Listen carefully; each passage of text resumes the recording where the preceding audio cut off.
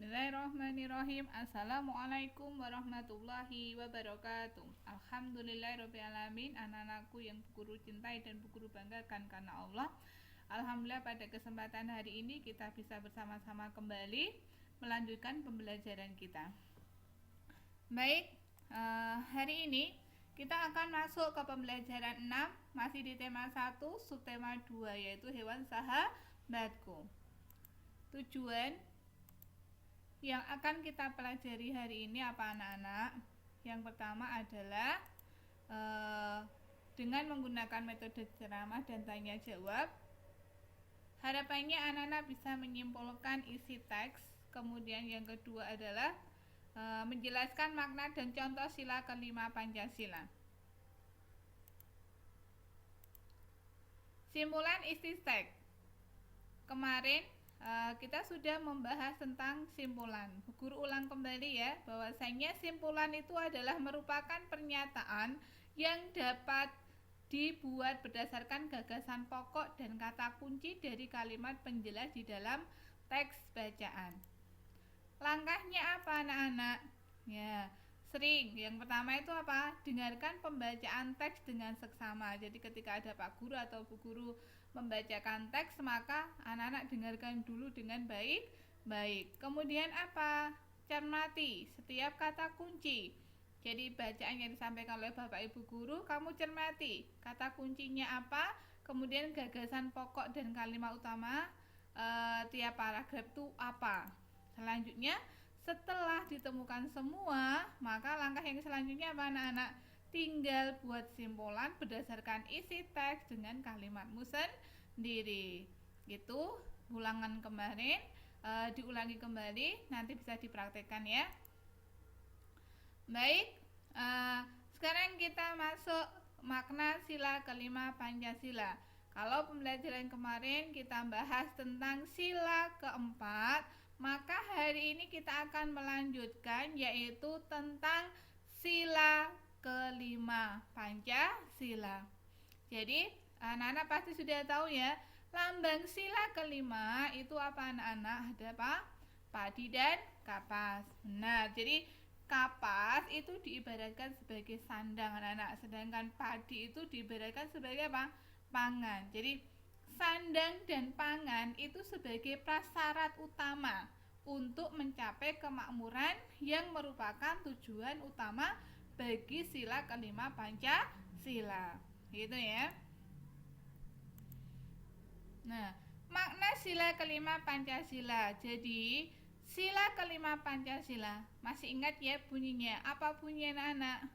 Benar, keadilan sosial bagi seluruh rakyat Indonesia. Jadi itu menunjukkan bahwa manusia Indonesia itu menyadari hak dan kewajiban yang sama untuk menciptakan keadilan sosial dalam masyarakat Indonesia.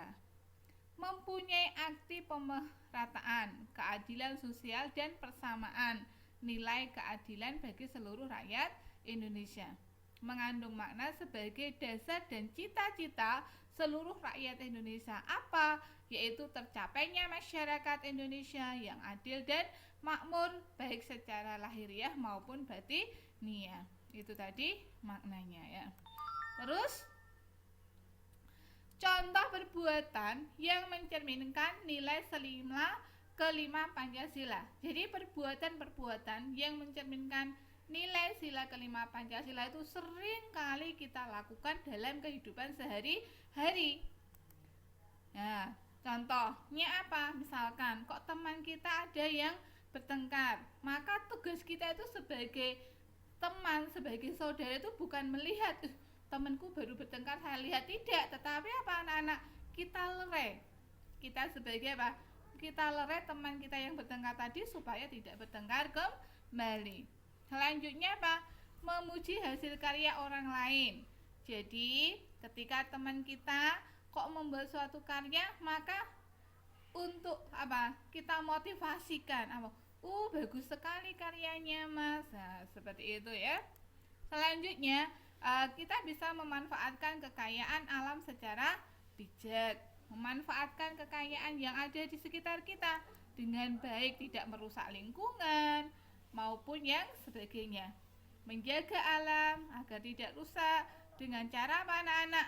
Ya, kebiasaan yang baik, membuang sampah harus di tempat sampah. Tidak boleh membuang sampah itu sembarangan. Kemudian apalagi? Memberikan hak-hak sosial. Seperti apa? Pekerjaan, tempat tinggal, maupun yang lainnya. Menyantuni fakir miskin. Nah, untuk menumbuhkan jiwa sosial kita terhadap sesama, maka anak-anak harus dibiasakan bagaimana kita itu berbagi, bagaimana kita itu menyantuni fakir miskin ataupun anak-anak yatim di sekitar kita. Itu barangkali beberapa contoh perbuatan yang mencerminkan nilai sila kelima Pancasila. Itu saja.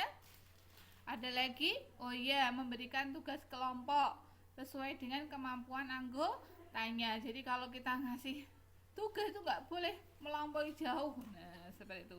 Kita tahu kapasitas teman kita kok seperti ini, ya maka kita berikan seperti dengan kemampuan yang nggak boleh terlalu jauh ya, seperti itu ya.